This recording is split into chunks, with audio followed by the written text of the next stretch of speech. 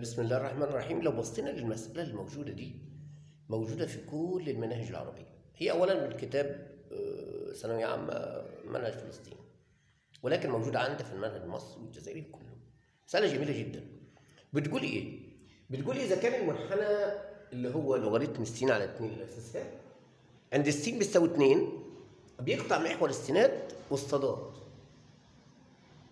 في باء وجيم على الترتيب. عايز مساحة المثلث من باء جيم. طيب أنا هعمل إيه الأول؟ الأول أنا هعوض عن السين ب2، هو اللي بيقول لي أنا مالي. فلما أعوض عن السين ب2 هيبقى لوغاريتم اللي هي قاف، يعني هتبقى قاف 2 مفروض قاف 2 هتساوي لوغاريتم 2 على 2 للأساسات هتطلع بصفر. يبقى معنى كده إن النقطة 2 وصفر دي هتبقى نقطة التماس، يعني المنحنى هيمر بيها. يعني انت لو جيت رسمت رسم كروكي للدالة اللوغاريتمية دي، فالدالة اللوغاريتمية دي هتبقى كده كالآتي كده اهو، كده لا ما تلطش محور الصادات خالص، كده تمام. يبقى هنا النقطة دي هتبقى ايه؟ النقطة دي قطعت محور السينات عند الاثنين، يبقى النقطة دي هتبقى نقطة تماس. طب هتبقى نقطة تماس يبقى انت يلزمك معادلة مماس، فعشان يلزمني معادلة مماس لازم اروح اجيب المشتقة بتاعتي، لان مشتقة المنحنى هو بالمماس. يبقى قاف شرطة س هتبقى عبارة عن ايه؟ عبارة عن الأول قاف شرطة الأول كده نوضح للناس، هتبقى عبارة عن لوغاريتم السين للأساس ه ناقص لوغاريتم 2 للأساس ه. طيب يبقى هتساوي يبقى قاف شرطة س، طبعا دي هتبقى 1 على س، وطبعا المشتقة دي بصفر. هنعوض على السين ب2، يبقى معنى كده ان الميل بالعربي اهو هيساوي 1 على 2، يعني الميل بنص. يبقى كده هنبدا نجيب معادله المماس.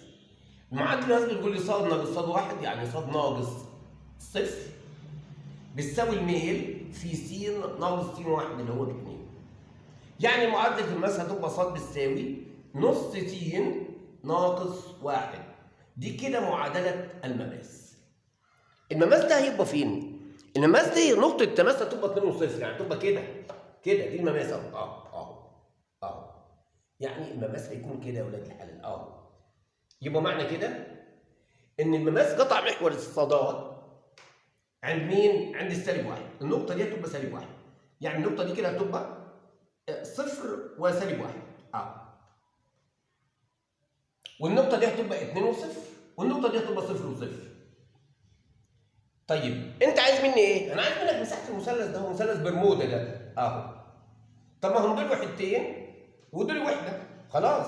يبقى مساحه المثلث بتساوي نص القاعده في الارتفاع، يعني نص في 2. طبعا انا هنا الوحده هتبقى 1 موجبه، يعني هتطلع 1 وحده مربع، يبقى بتساوي وحده مربع.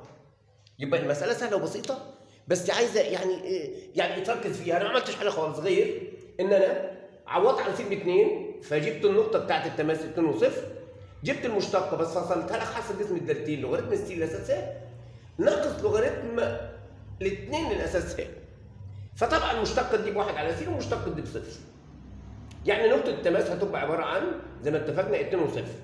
جبنا الميل وجبنا معادله المماس صاد ناقص صاد 1، يعني صاد ناقص صفر، والميل في س ناقص س 1، وطلع الميل بنص. وجبنا مساحة المثلث نص القاعدة في الارتفاع بعد ما جبنا معادلة المماس.